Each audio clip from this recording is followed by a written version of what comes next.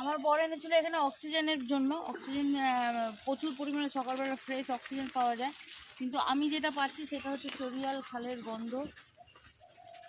কত মাছ চাষ হয় জানো? সেই দেখো সালতি আছে, সালতিতে করে মাছ চাষ করে সবাই। হ্যাঁ, একটা সময় এই চরিয়াল খালটা জল নিকাশি হিসাবে অবশ্যই ব্যবহার হতো, কিন্তু তা বলে এখন না। এখন পুরো জল নিকাশির এটা এই একাই একমাত্র, কলকাতার জল এই একাই পাস করছে, পুরো একদম গিয়ে বজবজ নদীতে ফেলছে। পুরো এই যে শুকিয়ে গেছে, না সব পরিষ্কার হয়ে যাবে, দেখছো না পরিষ্কার হতে হতে এসছে, ওই পার দিয়ে দেখো পরিষ্কার হচ্ছে, সব পরিষ্কার হয়ে যাবে বর্ষার আগে। আর এই জলে নাকি রান্নার স্বাদ খুব টেস্ট হয়, আমার বর বলেছে। হ্যাঁ, ভালো আর রান্নার স্বাদ হয়। আসার সময় একটা ডাব্বা কিনে আনবো, এই জল তুলে নিয়ে যাবো, শুধু আমার বরের জন্য স্পেশাল করে এই জলের আজকে রান্না হবে, চরিয়াল খালের জলে ভাত। রান্না। সেটা তুমি খাবে, আমরা খাবো না। আমাদের অত টেস্টের খাবার পেটে রুচবে না, ভালো পেট নয় তো আমাদের।